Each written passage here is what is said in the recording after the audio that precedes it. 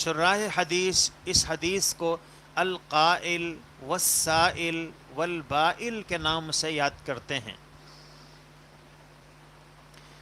اللہ کے نبی صلی اللہ علیہ وسلم نے اپنی زندگی میں جو اسوہ اور نمونہ پیش کیا، صحابہ کرام اللہ کے رسول صلی اللہ علیہ وسلم کی اس صفت کو انہوں نے اپنی زندگی میں اختیار کیا، اور خود بھی اپنے اندر انہوں نے تحمل اور برداشت کو پیدا کیا۔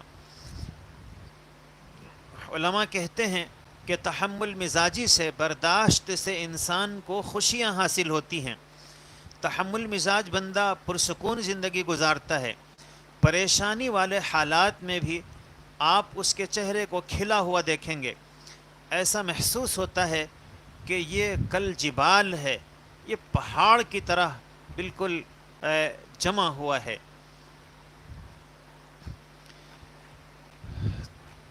حضرت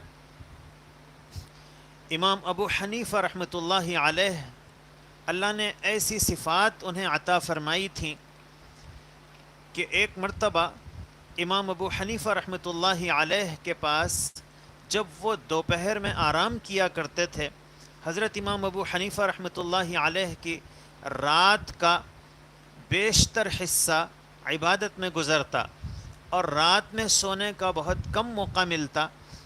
اللہ کے حضرت امام ابو حنیفہ رحمۃ اللہ علیہ دوپہر میں قیلولہ فرمایا کرتے، اور یہی گویا اصل نیند ہوتی۔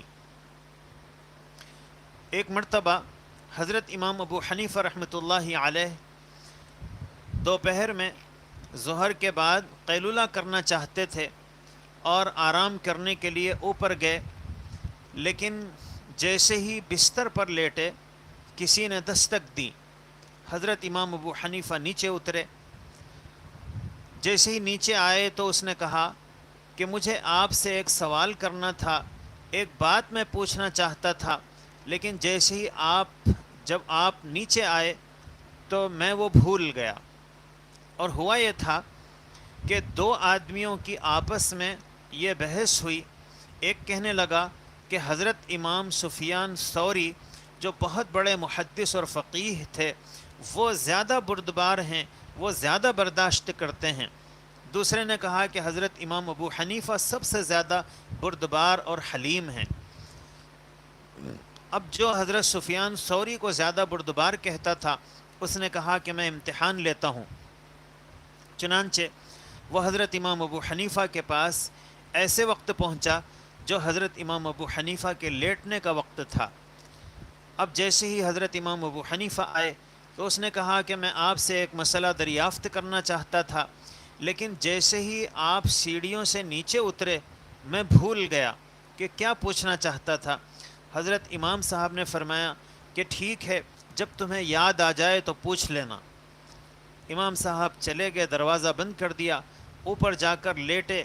ابھی آنکھ لگ رہی تھی کہ پھر کسی کے دروازہ کھٹکھٹانے کی آواز آئی، تو امام صاحب پھر نیچے اترے تو وہی آدمی سامنے کھڑا ہوا ہے۔ اس نے کہا کہ آپ اوپر تشریف لے گئے تو مجھے وہ مسئلہ یاد آ گیا کہ مجھے یہ پوچھنا ہے، لیکن آپ اتر کر ابھی آدھی سیڑھی پر ہی پہنچے تھے کہ پھر میں بھول گیا۔ حضرت امام ابو حنیفہ رحمۃ اللہ علیہ نے فرمایا کہ بہت اچھا، جب یاد آ جائے تو پھر پوچھ لینا، اور پھر اسے رخصت کیا، دروازہ بند کیا، اوپر چلے گئے اور پھر لیٹ گئے۔ تیسری مرتبہ پھر کسی کے کھٹکھٹانے کی آواز آئی۔ حضرت امام ابو حنیفہ پھر نیچے اترے تو دیکھا کہ وہی آدمی کھڑا ہوا ہے، تو کہنے لگا کہ مجھے یاد آ گئی وہ بات، آپ نے ذرہ برابر بھی ناگواری کا اظہار نہیں فرمایا اور کہا کہ اچھا پوچھو، کیا پوچھنا چاہتے ہو؟ تو اس نے ایک عجیب سوال کیا۔ اس نے کہا کہ انسانی جو پاخانہ ہوتا ہے اس کا مزہ کیسا ہوتا ہے، میٹھا ہوتا ہے یا کڑوا؟ اب ظاہر ہے کہ یہ کوئی پوچھنے کی بات تو نہیں تھی، یہ کوئی دین کا مسئلہ تو نہیں تھا۔ اگر ہم سے کوئی پوچھتا تو ہم غصہ ہو جاتے، برس پڑتے کہ عجیب انسان ہو، ایسا سوال کرنے کے لیے اتنا تم نے مجھے پریشان کیا۔ بہرحال حضرت امام ابو حنیفہ رحمۃ اللہ علیہ نے فرمایا، اور بڑے برداشت اور تحمل کے ساتھ اور بڑے صبر کے ساتھ اور بڑی خوش دلی سے اسے جواب دیا. فرمایا کہ جب وہ تازہ ہوتا ہے تو اس کا مزہ میٹھا ہوتا ہے اور سوکھنے کے بعد کڑوا ہو جاتا ہے. اس پر اس نے کہا کہ کیا آپ نے چکھا ہے؟ اب یہ دوسرا جو سوال تھا وہ اور زیادہ تیش میں لانے والا اور انسان کو بھڑکا دینے والا ہے. لیکن حضرت امام ابو حنیفہ رحمۃ اللہ علیہ نے کسی ناگواری کا اظہار نہیں فرمایا اور بلکہ کہا کہ ہر چیز کا مزہ معلوم کرنے کا طریقہ صرف چکھنا ہی نہیں ہے، بہت سی چیزیں آدمی عقل سے بھی معلوم کر سکتا ہے. دیکھو جب وہ تازہ ہوتا ہے تو اس پر مکھیاں بیٹھا کرتی ہیں اور سوکھنے کے بعد اس پر مکھیاں نہیں بیٹھتی ہیں. یہ اس بات کی علامت ہے کہ تازہ ہونے کی حالت میں اس کا مزہ میٹھا ہوگا. بہرحال جب امام صاحب اس کو یہ جواب دے چکے تو اس نے کہا کہ حضرت مجھے معاف کر دیجئے گا، دراصل میری اور اپنے ایک دوست کے ساتھ بحث ہو گئی تھی، میں آپ کے صبر و تحمل اور عفو و درگزر کو آزمانا چاہتا تھا کہ آپ کتنا برداشت کرتے ہیں، میں ہار گیا. اللہ کے نبی صلی اللہ علیہ وسلم نے سے حضرت عبداللہ بن مسعود رضی اللہ عنہ روایت کرتے ہیں کہ یہ انبیاء کرام علیہم السلام کی صفت ہے کہ وہ ناگوار چیزوں پر برداشت کرتے ہیں، اور انبیاء اسی لیے آتے ہیں تاکہ لوگ ان صفات کو اپنے اندر پیدا کریں.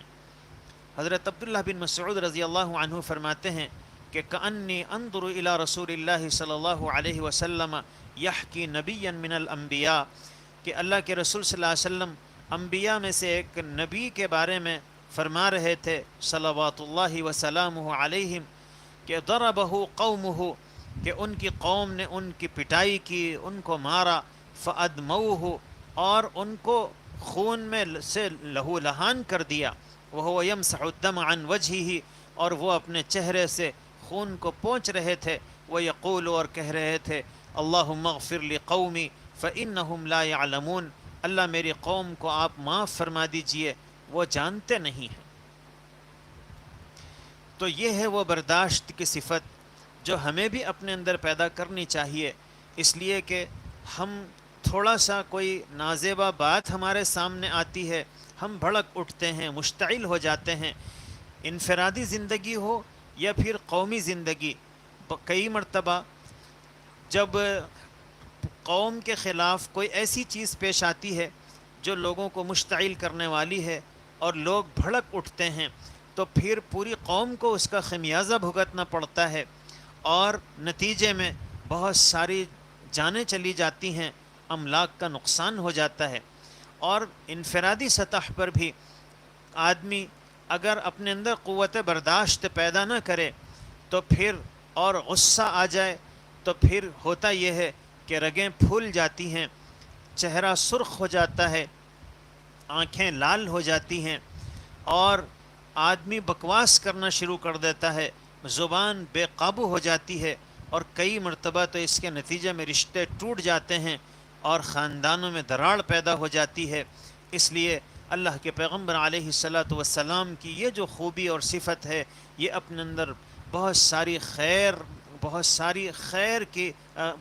خیر اپنے اندر رکھتی ہے، بلکہ یہ خیر کا مجموعہ ہے. اللہ رب العزت سے دعا ہے اللہ مجھے، آپ کو اور تمام اہل ایمان کو قوت برداشت نصیب فرمائیں اور نازیبہ چیزوں پر کو تحمل کرنے، صبر کرنے اور برداشت کرنے کی اہلیت اور صفت ہمارے اندر پیدا فرمائیں. وآخر دعوانا ان الحمد للہ رب العالمین.